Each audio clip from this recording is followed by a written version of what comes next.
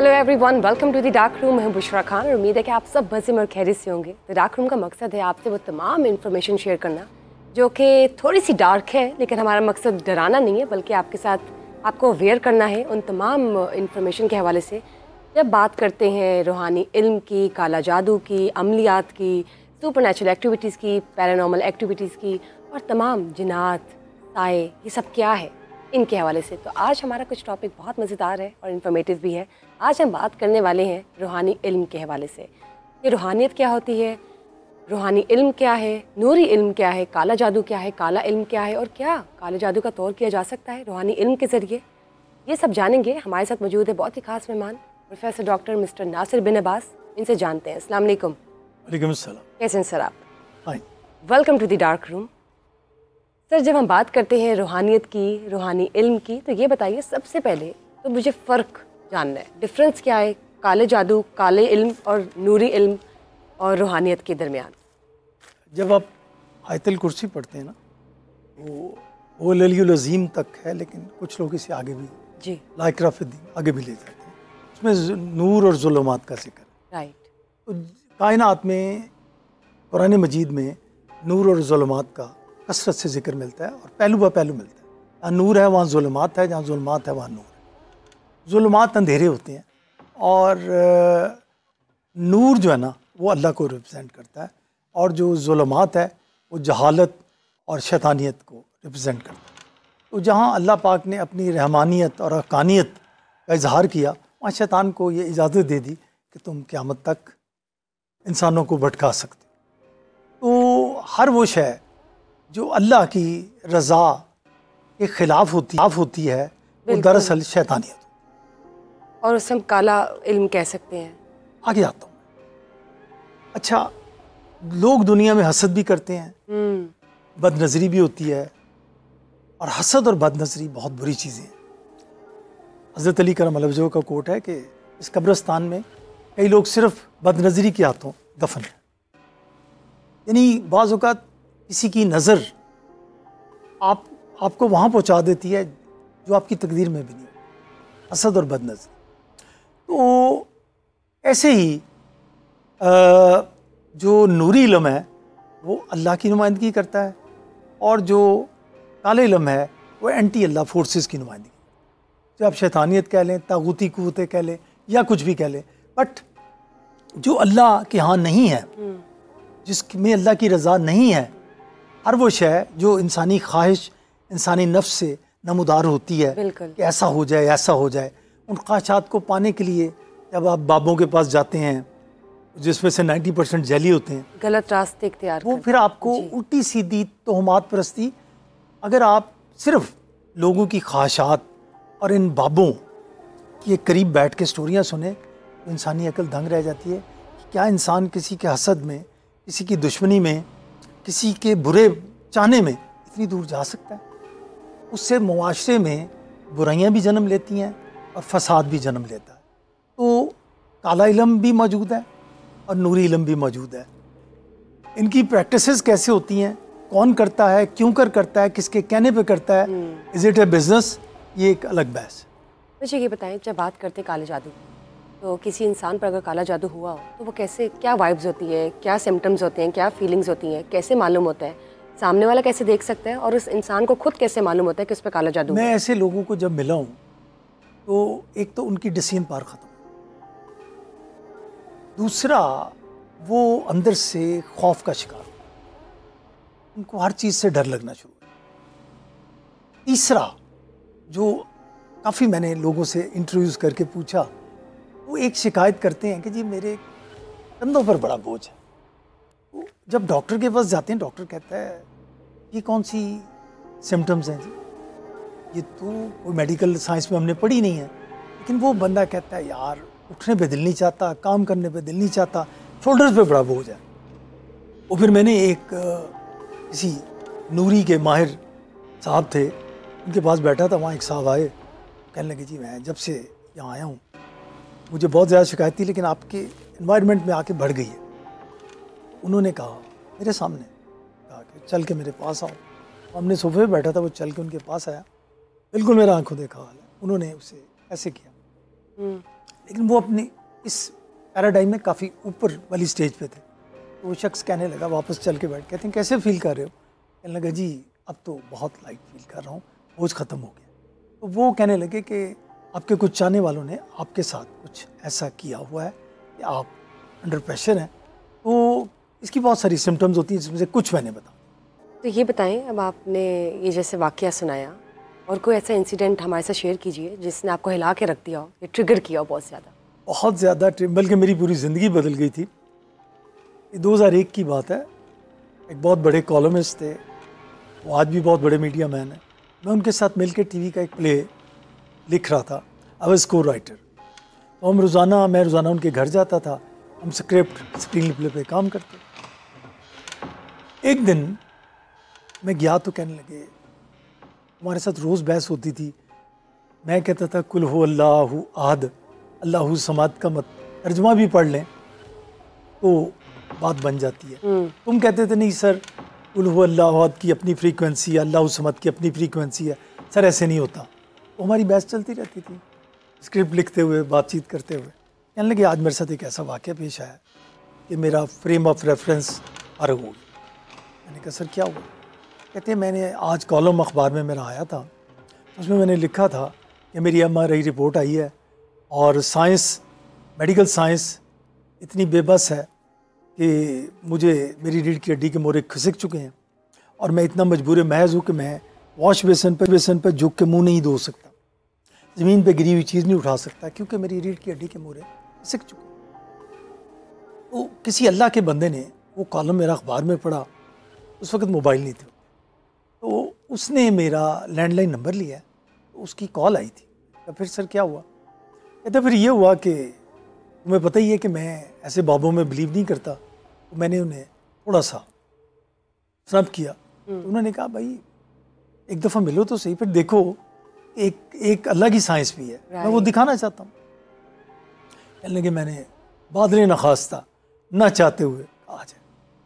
कहते हैं 15 मिनट के बाद मेरे घर की बेल हुई, तो मेरा ख्याल था कोई बाबा होगा, गले में मुंदराएं का ग्रीन लिबास, लंबी दाढ़ी। कहते हैं फॉर माई शॉक वो बड़े स्मार्ट, 6 फीट प्लस हाइट और बड़ा एक्सपेंसिव सूट, एक्सपेंसिव गाड़ी, वो बहुत डिसेंट पर्सन। कहने लगे, कहते मैंने कहा ये सर तशरीफ़ लाइए। वो मेरे ड्राइंग रूम में आके बैठ गए। तो मैंने कहा सर मैं, आप मेरी तवक्कुआत के बिल्कुल बरक्स हैं। कहने लगे कि जो नहीं होता कि जो हुलिया आपने कंसीव किया लोग वैसे ही हों, लोग ऐसे भी होते। अपने किचन से आप 4 गिलास पानी का मंगवाइए। कहते हैं मैंने मुलाजमा को कहा, वो पानी ले आई। वो कहने लगी आपका किचन, आपका गिलास, आपका पानी, मेरा कुछ नहीं। मैं अब कुछ करूँगा तो वाइब्रेशन मेरे अंदर शुरू हो जाएगी, तो उस वाइब्रेशन के बाद मैं बोल नहीं पाऊँगा। तो मैं आपको कहूँगा पानी का गिलास उठा लो, आप उठाएंगे, इशारे में ही मुझे बता दीजिए उसका जायका क्या। मैं पढ़ता जा। उस साहब ने पहला गिलास उठाया, उनका पंजाबी में एक्सप्रेशन था, पंजाबी का लफ्ज़ होता है कसैला। कहते हैं कसैला है गासी। कसैला मतलब थोड़ा सा बिटर, लाइट नोट पे बिटर। ठीक। कहने लगे जी थोड़ा सा। दूसरा उससे ज़्यादा बिटर था। ठीक। तीसरा उससे भी ज़्यादा। 4 गिलास मैं पी गया और चारों का जायका तेज़ होता जा रहा था। किचन मेरा था, जायका चेंज हो रहा था। तो कहने लगे कि जब 4 गिलास पी लिए, वो इशारे से कहने लगे मेरे करीब आइए, टर्न होइए। तो उन्होंने अपनी हथेली जो है ना ये यहाँ पे रख के ऐसे की।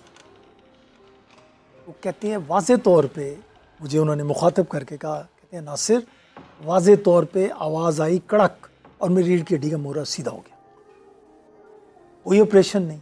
तो कहने लगे कि मैं हैरान हो गया। मैंने कहा सर चाय पीजिए। उन्होंने चाय पीते हुए मैंने कहा सर ये क्या है? कहने लगे ये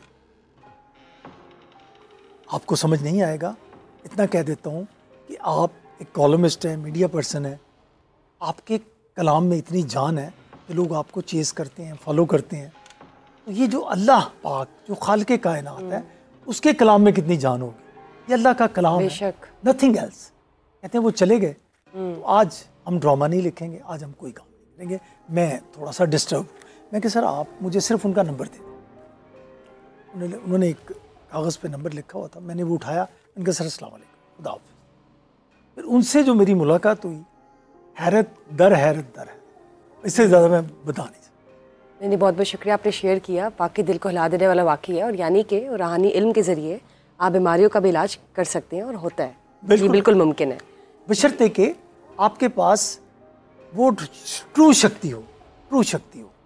यानी अगर आप जेन्युइन आदमी हैं, you will never charge anything from the patient, you will do it for अल्लाह। ठीक, अब मुझे ये बताएं, जब हम बात करते हैं कब्रिस्तान की, तो क्या कब्रिस्तान में भी देखा गया है कि अक्सर लोग जाते हैं चिला काटने, तो किस हद तक होता है ये वाकई इफ़ेक्टिव होता है या नहीं? ऐसा कोई वाक़या है तो ज़रा शेयर कीजिए। मुझे एक दफ़ा कब्रिस्तान पे कुछ लिखना था या कुछ बोलना था, तो मैंने एक रात वहाँ पे मुख्तलिफ़ लोगों को ऑब्ज़र्व करते हुए, तस्वीरें बनाते हुए, किसी से मकालमा करते हुए गुजारी थी। खोपड़ियाँ, हड्डियाँ, अंडे, सुइयाँ, और यहाँ तक भी बहुत सारी चीज़ें थी जो मेंशनेबल नहीं थी। यहाँ तक भी कि कुछ लोग तो अपने मकासद के लिए काला इल्म डिज़ाइन करते हुए, किसी का काम करते हुए, पता नहीं उसमें कितनी सच्चाई, कब्रों की बेहुरमती कर देते, मुर्दों की बेहुरमती कर देते हैं। तो मैंने पूछा किसी से, उसने कहा जी ऐसे हो जाता है। हालांकि मुझे यकीन था कि ऐसे नहीं होता, लेकिन वो जो था अनपढ़ आदमी था और वो ईसाई था और वो ये कर रहा था। तो मैंने उससे पूछा, उसने उस वक्त तो जवाब नहीं दिया। जब रात ढलने लगी तब उसने मेरी बात का जवाब दिया कि सर हुन दसो तुसी। मैं क्या तुसी ये की कर रहे हो? उसने कहा जी ऐसे होता है, ऐसे होता है, ऐसे होता है। कुछ चीज़ें मेंशनेबल नहीं हैं। तो कब्रिस्तान में काले इल्म वाले लोग करते हैं, लेकिन अल्लाह पाक उनको बख्शेगा नहीं, क्योंकि अल्लाह की रज़ा में, अल्लाह के बनाए हुए पैराडाइम में, अल्लाह की बनाई हुई तकदीर में जो लोग शैतानी तरीके से एंट्री की कोशिश करते हैं, उनका अंजाम बहुत दर्दनाक होता है। मेरी ज़िंदगी में 9 से 10 काले इल्म के ऐसे माहिर हैं जिनका अंजाम, मैं एक काले इल्म का कोई अगर आप शेयर कर सके ताकि ये ऑडियंस जो है, जो नाजरीन है, उनके लिए भी लाहौर में लेसन हो। लाहौर में एक हॉस्पिटल है, वहाँ सूरह रहमान के ज़रिए इलाज किया जाता है। वो जो डॉक्टर साहब हैं वो मुझसे किसी रूहानी जगह पर बैठ के शेयर कर रहे थे। कोई ऐसी जगह थी कि वो कहने लगे कि एक काले इल्म का माहिर था, वो दीन से खारिज हो चुका था, वो तागूती क़ुव्वतों का आशिक था, उन्हें बुलाता था। तो उसकी जब मौत आई तो उसके पूरे जिस्म में कीड़े पड़ गए, कीड़े रेंगने शुरू हो गए। तो उसको एक खातून लेके आई, कहती इसकी जान नहीं निकली। कहने लगे कि हमने सूरह रहमान चलाई, सूरह रहमान का विर्द जब कुछ अरसा चला तो उसकी जान जो अटकी हुई थी वो निकल गई। तो काला इल्म इतनी खौफनाक चीज़ है, अल्लाह की रज़ा के ख़िलाफ़ है, नाराज़गी को दावत देता है। छोटी छोटी ख्वाहिशात के लिए ख़वातीनों हज़रात इन लोगों के पास जाते हैं, शिरक है, खारिज हो जाते हैं दायरा इस्लाम से। किसी इंसान को कह रहे मेरी तकदीर बदल दे, ऐसा कभी नहीं होता। तकदीर, नबी पाक सल्लल्लाहु अलैहि वसल्लम तशरीफ़ लाए, सहाबा कराम तकदीर पर बहस कर। हदीस में ऐसे ही लिखा है, मैंने बारहा पढ़ी है, कि नबी पाक सल्लल्लाहु अलैहि वसल्लम का चेहरा अनार के दाने की तरह सुर्ख हो गया और आपने कहा कि अल्लाह पाक ने इस कायनात को बनाने से बहुत अरसा कबल इंसान जो आने उनकी तकदीरें लिख दी थी। इस पर बहस अल्लाह की नाराज़गी को दावत देती है। हज़रत अली ने एक जगह कहा है कि ये तारीक समुंदर है, इसमें दाखिल होने की कोशिश ना करो। तकदीर पे हमेशा से बहस हो रही है, हमेशा होती रहेगी। इंसान कितना कादिर है, कितना मजबूर है, ये एक अलग बहस है। लेकिन काले इल्म के ज़रिए आप उसको अगर बदलने की कोशिश करेंगे, वो बदली तो नहीं जाएगी, चीज़ें इतनी ख़राब हो जाएंगी कि आपसे संभालेंगे। ये बताएं कि जब बात करते हैं काले जादू की, तो सबसे ज़्यादा खतरनाक काला जादू कौन सा है, किस हद तक है, किस लेवल तक है? और आपने ऑफ द रिकॉर्ड भी I was in masters Punjab university, अंदरूनी शहर में। मैं किसी के घर गया, उन्होंने कहा जी ये 2 भाई हैं, तो ये शदीद बीमार हैं, डॉक्टर्स तो जवाब दे चुके हैं, लेकिन किसी ने बताया कि जी आप पे काला जादू है। उनकी डेथ 8 दिन के वक्फे से दोनों भाइयों के। तो मुझे रिसर्च का शौक़ था, तो मैंने उस पर रिसर्च शुरू कर दी। तो फिर एक बाबे से पूछा, काले इल्म वाले, दूसरे से पूछा, उन्होंने कहा कि मरगट जहाँ पे हिंदू अपनी राख मुर्दों की रखते हैं, उस राख को लेके हम कुछ ऐसा करते हैं, इंसान स्पेसिफिक टाइम में ऐसे हो जाता है। तो मैंने कहा तुम्हें अल्लाह से डर नहीं लगता? कहता जी जिनको अल्लाह से डर लगता है वो काले इल्म में। तो वो एक टिप हल्की सी दे रहा हूँ। तो उसको क्या कहते हैं? उसका कोई स्पेसिफिक नाम है? गालिबन, अगर मैं गलत नहीं, मेरी याददाश्त ठीक है, नस्यान कहते हैं। की मट्टी या ऐसा कुछ? हाँ वो मैं अगर गलत नहीं, मुझे याद दुरुस्त आ रहा है, या मसान होता है, या मसान या नस्यान ऐसे कहते हैं। जी जी। वो ऐसी चीज़ है। तो इसके अलावा एक और मैंने इंटरव्यू किया काले इल्म वाले को, तो उसने कहा कि हम 7 कब्रों की मिट्टी लेते हैं, उस पर एक स्पेसिफिक चीज़ पढ़ते हैं, वो जिसके घर फेंक दो। और ये वाकई इफेक्टिव है?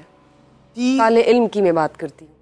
बस मेरा ख्याल है कि इंसानों का बुरा चाहने वाले खुद, मैं काले इल्म का शख्स को जानता हूँ जो चुबुर्जी में इस्लामिया पार्क में बैठता था। तो वो बड़ा कामयाब प्रैक्टिशनर था, मगर उसका अंजाम ठीक नहीं। ज़ाहिर है, देखें ना, जब बात करते हैं, नाज़रीन आप भी सुन ही रहे हैं कि काले जादू की बात करें तो काले से ही आपको पता चल रहा होगा कि ये कोई ऐसी चीज़ है जो कि नेगेटिव है, अनरीजनेबल है, टॉक्सिक है और नाजायज़ है। सबसे पहली बात ये है, और इसका अंजाम सिर्फ बुरा है और इसके अलावा कुछ भी नहीं है। अभिषा, आपको इसका अंजाम गलत है, ये तो बात दुरुस्त है। But surprisingly people are rushing to it. लोगों को एहतियात करनी चाहिए, अक्लमंदी का मुजाहरा करना चाहिए कि काला जादू, काला इल्म तो इंतहाई खतरनाक है, इसका अंजाम कुछ नहीं है। वो कहते हैं जी ऐसा ख्वाहिशमंद आता है कि हमें उसे एक्सप्लॉइट करना पड़े। आप या मैं या कोई और इतने पैसे लेके एक शख्स के पास जाते हैं, उन्होंने लिखा जो होता है इश्तिहार, आपने देखे ही होंगे। बिल्कुल बिल्कुल बिल्कुल। फलां कदमों में हर जगह आ रहे होते हैं। अब तो मेरे ख्याल से ऐसे लग रहा होता है कि वो अल्लाह मियां के पड़ोस में बैठे हुए हैं। बिल्कुल, यानी लोहे महफूज अल्लाह मियां नहीं लिख रहा, वो लिख रहे हैं। हालांकि ऐसा नहीं होता, हो ही नहीं सकता। 1 घंटे में ऐसा हो जाएगा, 2 घंटे में ऐसा हो जाएगा। इसमें ख़वातीन भी जाती हैं, मर्द भी जाते हैं, और जितनी मुआशरती बीमारियां ना, उनसे ये जुड़े हुए। ये बताइए, जब हम बात करते हैं काले इल्म करने वाले लोगों की, वो ऐसे कौन कौन सी चीज़ें इस्तेमाल करते हैं अपनी प्रैक्टिसेस में? कौन कौन से टूल्स हैं, ये क्या क्या चीज़ें हैं जिनको वो इस्तेमाल करके काला जादू करते हैं? ये एक बड़ी दिलचस्प बात है। कुछ लोग हैं वो उल्लू की आंखें तलाश कर रहे होते हैं, कुछ लोग हैं वो पुतले बनाने में एक्सपर्टीज़ होती हैं, इंसान का पुतला बना के उसके दिल के मकाम पे सुइयाँ चुभो दी। कुछ लोग हैं वो अंडों पे कुछ लिख के मार्कर से उसके अंदर लगा रहे होते हैं। ये जिस रात में रहा था ना कब्रिस्तान में अपने फीचर या अपनी स्टोरी के लिए, उस रात मैंने ये सारी चीज़ें देखी थी।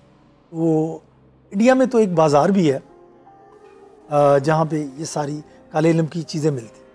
बाज़ार यहीं पर कहीं इंडिया में है, पाकिस्तान में भी होगा। अच्छा, लेकिन अच्छा, इंडिया में स्पेशल बाज़ार है?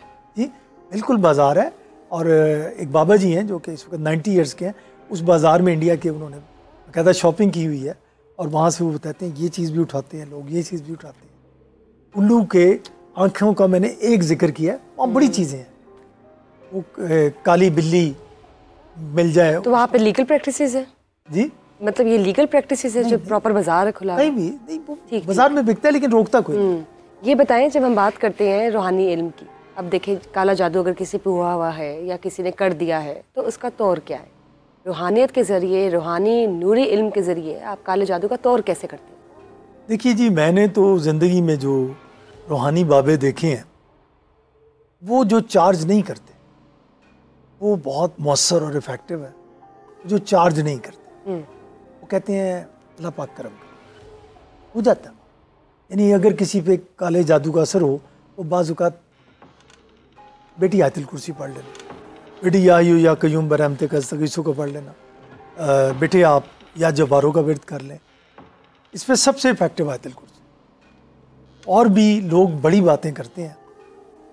मैंने जो अमली तौर पे देखा है, एक और चीज़ है, वो चिल्ला है, वो बाज़ रूहानी लोगों ने किया होता है। अपनी ज़ुबान में तो उसे बड़ा कुछ कहते हैं कि जी मेरे पास तलवार बरहना है, मैं हर किस्म के काले जादू का तोड़ कर दूंगा, लेकिन उसके लिए भी वो काफ़ी कष्ट से गुजरे होते हैं। लेकिन मैंने महसूस किया कि आयतुल कुर्सी का हसार और विर्द ये बहुत इफेक्ट है। ये बताएं, जब नूरी इल्म की बात करते हैं तो नूरी इल्म हासिल करने के लिए चुला काटना ज़रूरी है? इसमें दो स्टेजेस हैं, एक अमल है और एक कामल है। जी। अमल जो होता है वो बाज़ औक़ात किसी की सरकर्दगी में, किसी की निगरानी में 40 डेज़ या 35 डेज़ का अपना निगरानी में कर लेते हैं और वो काफ़ी इफेक्टिव भी होता है, लेकिन उस्ताद के बगैर नहीं करना चाहिए। और एक होता है कामल। कामल अल्लाह की राह में अपना सब कुछ त्याग देता है, अपनी नफसानी ख्वाहिशात को मार देता है और अल्लाह के साथ उसके रसूल के ज़रिए इतना करीब हो जाता है कि वो कह देता है कि अल्लाह पाक करम करेगा। सूफ़ी बरकत साहब थे, अतागंज बख्श रहमतुल्लाह अलैह, और लाहौर में मैकलेगन रोड पे एक थे अली हसन साहब, वो किसी को लठी दे देते थे, वो भी ठीक हो। ये बताइए, जब बात करते हैं रूहानी वजीफ़े की, ये वजीफ़ा किस तरह किया जा सकता है? अगर कोई किसी पर काला जादू हो तो उसका तौर करने के लिए वजीफ़े का क्या ज़रिया है, और रूहानी वजीफ़ा कैसे किया जा सकता है और कौन सा वजीफ़ा? मेरा ख्याल है कि इस अव्वल आखिर दुरूद शरीफ पढ़ के आप कुल अली रज़ीम तक आयतुल कुर्सी पढ़ें 11 दफ़ा और उसको पढ़ के अपने मुंह और बालों पे और शोल्डर्स पे मल लें। ये एक माइन्यूट सा वजीफ़ा है। एक और ताकतवर वजीफ़ा है कि अव्वल आखिर दुरूद शरीफ पढ़ के आप 1000 दफ़ा या जब्बारो रोज़ाना पढ़ें रात को इशा के बाद, और फिर आप अपने बालों, चेहरे और शोल्डर पे मल लें। दोनों इफेक्टिव हैं। एक और भी है, लेकिन वो मैं मेंशन नहीं। और कोई ऐसा वाक़या आपकी ज़िंदगी का काले जादू या काले इल्म से रिलेटेड या नूरी इल्म से रिलेटेड भी, अगर आप शेयर करना चाहें? जी, मैं कर लेता हूँ। एक मेरी बड़ी करीबी अजीज़ा हैं, तो वो उनके यहाँ बच्चे की विलादत मुतवक्के थी। एग्जैक्टली उनके कुछ रिलेटिव्स को पता चल गया, तो शायद उनके ख़िलाफ़ थे। वो अपसेट हो गई मेंटली। वो कहने लगी कि मैं घर छोड़ के जा रही। रात के एक ख़ास वक्त पे वो ऐसा होता था। तो उन्हें जब पूछा गया तो वो कहती हैं बस ख़ास वक्त पे ना मेरे साथ कुछ हो जाता है, रात के 2 बजे। तो उनको फर्स्ट एड तो दी गई, लेकिन परमानेंट रोज़ाना रात के 2 बजे ना वैसा होता था। तो फिर उनसे जब पूछा तो उन्होंने कहा 2 बजे मुझे कुछ हो जाता है। फिर वो जो माहिर फ़न थे या इस मामले में काफ़ी दूर तक निकले हुए थे, उनको पूछा तो उन्होंने कहा उस खातून को कि अपने फैमिली मेम्बर्स की तस्वीरें लेके, तो आपके इर्द गिर्द बहन भाई अजीज़ो करम है, वो लेके मेरे पास। तो मैं उनके साथ बैठ गया, वो खातून सामने बैठ गई। वो उन्होंने उन फैमिली मेम्बर्स में से एक मेंबर पे उंगली रखी, तो खातून को कहते हैं कुछ हुआ? कहती है नहीं। दूसरे पे रखी, तीसरे पे, एक स्पेसिफिक चेहरे पे जब उन्होंने उंगली रखी तो खातून कहने लगी कि मुझे ऐसे लग रहा है आप मेरे मुंह पे उंगली रख रहे हैं। वो नाक पे उंगली रखते थे, खातून कहती थी नाक पे उंगली आ रही है। तो मुझे कहने लगे इशारे से कि दिस इज़ द पर्सन। तो मुझे कहने लगे कि उसने वो काला इल्म करता है और जब स्पेसिफिक टाइम पे वो पढ़ता है तो ये हिल जाती है, तो इसका करते हैं कुछ। उन्होंने फिर कहा ठीक है। फिर उन्होंने जाके बच्ची के सर पे दम, तो शी गॉट स्टेबल। उन्होंने कहा अब आपने इन सारे लोगों से गुरेज करना है, ये जितने लोग भी तस्वीर में बैठी इनसे नहीं मिलना आपने, अगर आप अपने बच्चे की सलामती चाहती हैं। बताने का मकसद ये है कि बच्चा माशाल्लाह, वो बच्चा भी अब 7 साल का है। बताने का मकसद ये है कि दूर वाले लोग नहीं करते, करीब वाले लोग ही करते हैं। लेकिन काश लोग हसद, बुग़्ज़, नज़र बद से ना करें तो ज़िंदगी जन्नत। जब हम बात करते हैं रूहानी इल्म की, तो किस लेवल तक आप रूहानियत हासिल कर सकते हैं? देखिए, जब आप रूहानी और नूरी इल्म की बात करते हैं तो इसका मंबा तो अल्लाह है। अल्लाह खालिक़े कायनात है, मालिके कायनात है। अल्लाह की महबूब तरीन हस्ती है नबी पाक सल्लल्लाहु अलैहि वसल्लम। बन गया डिसिप्लिन। अल्लाह खालिक़े कायनात, मालिके कायनात, कादर मुतलिक, उसका महबूब सरकार रिसालत, पूरी कायनात की महबूब तरीन हस्ती। अब जो अमल होते हैं वो तो वजीफ़े करते हैं, लेकिन जो कामल होते हैं वो सरकार कायनात के करीब आने की कोशिश करते हैं, याद में, सोच में, दिल में। वो कहते हैं बस हजूर आप जो कह दें तो काम हो जाए, हजूर आप जो कह दें तो बात बन जाए, हजूर आप जो कह दें तो काम हो जाए।